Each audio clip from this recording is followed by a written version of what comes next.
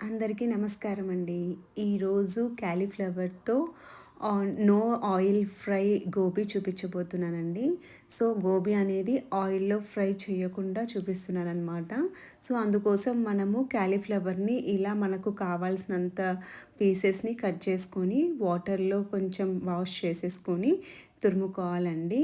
So, ఇలా తురుముకున్నా పర్వాలేదు. లేదంటే మిక్సీ జార్‌లో వేసినా కూడా స్మూత్‌గా పడుతుందండి. ఎలాగైనా చేసుకోవచ్చు. నేనైతే తురుముతుంటేనే ఫాస్ట్‌గా అయిపోతుందని చెప్పేసి ఇలా తురుముకున్నాననమాట.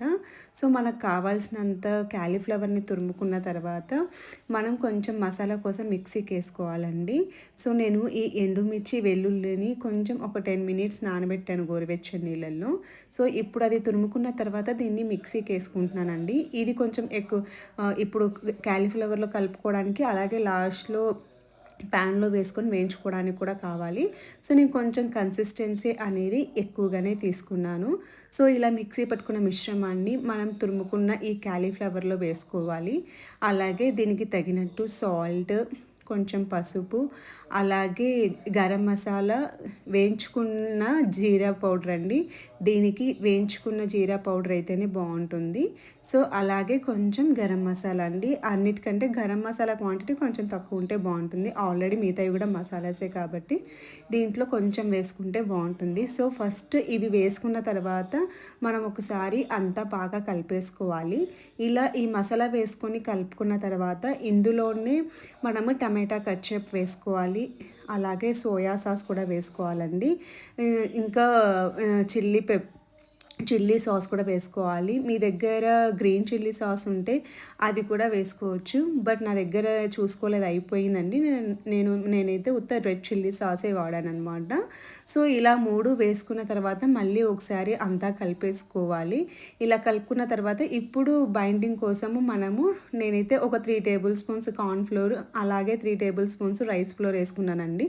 అందాజుగా వేసుకున్నాను. కరెక్ట్‌గా స్పూన్స్ లెవెల్ తీసుకోలేదు కానీ సేమ్ ఆ లెవెల్‌లో కొంచెం తీసుకున్నానండి. సో, ఇలా ఈ పిండి కూడా మొత్తం బాగా కలిసేటట్టు కలుపుకోవాలి. ఇలా కలుపుకున్న తర్వాత ఇంకా మనకు తెలుస్తుంది కదా! ఎంత పడుతుంది లేదు లూజ్‌గా ఉందా ఏంటా అని. సో, ఇలా చూసుకున్న తర్వాత ఇంకొంచెం వేసుకొని కలుపుకోవచ్చు. నేనైతే వేసుకున్నది సరిపోయిందండి. సో, ఇలా అంతా కలుపుకున్న తర్వాత వేరే ఒక ప్లేట్ తీసుకొని ఆయిల్ పట్టించుకోవాలి. ఆయిల్ కానీ, ఘీ కానీ పర్వాలేదు. మనం ఏదైనా పట్టించుకోవచ్చు. సో, అలా పట్టించుకున్న తర్వాత మనం కలుపుకున్న మిశ్రమాన్ని ఆ ప్లేట్‌లో వేసుకొని, అంటే మనం కలుపుకున్న మిశ్రమం మనం తీసుకున్న ప్లేట్‌లో సరిపోతుందా లేదో చూసుకొని తీసుకోవాలండి. సో, నా దగ్గరైతే ఈ ప్లేట్ సరిపోతుందనిపించింది. సో, అందుకే తీసుకున్నాను. సో, ఇలా తీసుకున్నదంతా కూడా దాంతో మనం సెట్ చేసుకోవాలనమాట. అంతా కూడా ఒకటే లెవెల్‌లో ఉండేటట్టు మనము పెట్టుకోవాలండి. ఒక చోట తక్కువ, ఎక్కువ అట్లా లేకోకుండా అంతా నీట్‌గా ఒకటే లెవెల్‌లో ఉండేటట్టు పెట్టుకోవాలి. లేదంటే ఒక చోట ఎక్కువ బేక్ అయిపోతుంది, ఒక చోట తక్కువగా ఉంటుందనమాట. సో, అలా అంతా సెట్ చేసుకున్న తర్వాత ఇలా పాన్‌లో వాటర్ ఏసుకొని మరిగేటప్పుడు మనము ఈ ప్రిపేర్ చేసుకున్న ప్లేట్‌ని అందులో పెట్టుకోవాలి అంతే. ఇలా పెట్టుకున్న తర్వాత పైన ప్లేట్ మూసుకొని 15-20 మినిట్స్ పెట్టుకుంటే ఇది ఉడికిపోతుందండి. సో, ఇలా ఉడికిపోయిన 10-15 మినిట్స్ ఉడికిపోతుంది. సో, అప్పుడు మనం ప్లేట్ తీసి చూసుకుంటే తెలుస్తుంది. ఒకవేళ ఇంకా పిండిగా అనిపిస్తే ఒక 5 మినిట్స్ ఎక్స్‌ట్రా పెడితే సరిపోతుందండి. సో, చూస్తున్నారు కదా! నేను 2, 3 చోట్ల కుచ్చి చూపిచ్చాను. పిండి అనేది అంటుకోకుండా వస్తుందనమాట. సో, అలా ఉంటుంది. కాకపోతే తీసిన వెంటనే మనము క్యూబ్స్‌లా కట్ చేయకూడదండి. కొంచెం ఒక హాఫ్ అన్ అవర్ దాన్ని వదిలేసేయాలి. లేదంటే కొంచెం మెత్తగా అంటేసుకుంటుందనమాట. అది పూర్తిగా చల్లగయిన తర్వాత అయితే నీట్‌గా పీసెస్ లాగా వస్తాయి. సో, ఇప్పుడు అది పక్కకు పెట్టుకొని ఈ లోపల మనము ఇంకా రెగ్యులర్‌గా గోబీకి మనము ఆనియన్, క్యాప్సికమ్ వేసేసుకొని మసాలా వేసుకుంటాం కదా!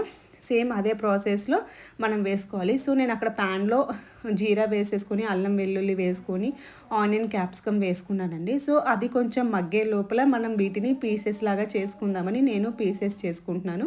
చూస్తున్నారు కదా! సేమ్ ఏమంటే మనం ఆ గోబీకి రౌండ్స్ చేస్తాము. ఇవి క్యూబ్స్ లాగా వస్తాయి. సో, అలా అన్ని పీసెస్ చేసుకున్న తర్వాత మనం ఫస్ట్‌లో మిక్సీ పట్టుకున్నాం కదా! ఆ రెడ్ చిల్లీ, అల్లం పేస్ట్ వేసుకోవాలి. అలాగే salt, coriander powder, garam masala, అలాగే జీరా పౌడర్ వేసేసుకొని కలుపుకోవాలి. సో, ఇలా కలుపుకున్న తర్వాత మళ్ళీ ఇందాక వేసుకున్న సాసెస్ అన్నీ గూడా మళ్ళీ వేసుకోవాలండి. మళ్ళీ నేను టమాటా ketchup, red chilli sauce, soya sauce కూడా వేసుకున్నాను. ఇవి వేసుకున్న తర్వాత మళ్ళీ ఒకసారి బాగా కలుపుకొని మనము కార్న్‌ఫ్లోర్ ఉంటే ఒక 2 టేబుల్ స్పూన్స్ కార్న్‌ఫ్లోర్ గిన్నెలో వేసుకొని వాటర్ వేసుకొని ఉండలు లేకుండా కలుపుకోవాలనమాట. సో, ఇవి ఇలా కలుపుకున్న తర్వాత మనము ఆ కార్న్‌ఫ్లోర్ మిశ్రమం కూడా వేసేసుకొని బాగా కలిపేసుకోవాలి ఉండలు లేకుండా. సో, ఇలా కలిపేసుకున్న తర్వాత మనము క్యూబ్స్‌గా చేసుకున్న పీసెసెస్‌ని వేసుకొని బాగా కలిపేసుకుంటే ఆయిల్లెస్ గోబీ రెడీ అయిపోతుందండి. సో, ఇందులో ఏంటంటే మనము ఆయిల్‌లో ఫ్రై చేసేవి కొంచెం మనకు క్రిస్పీగా ఉంటాయి. బట్ ఇవి ఆ క్రిస్పీనెస్ రావు కానీ సేమ్ గోబీ టేస్ట్‌తో చాలా బావుంటుందండి. ఆయిల్లెస్‌గా చేసుకోవాలనుకున్న వాళ్ళు ఇలా ట్రై చేయొచ్చు. నేను కూడా ఫస్ట్ టైం చేశాను. బాగుందనిపించి ఇది సెకండ్ టైమ్ చేశానండి. ఫస్ట్ టైం కంటే సెకండ్ టైం చాలా బాగా కుదిరిందండి.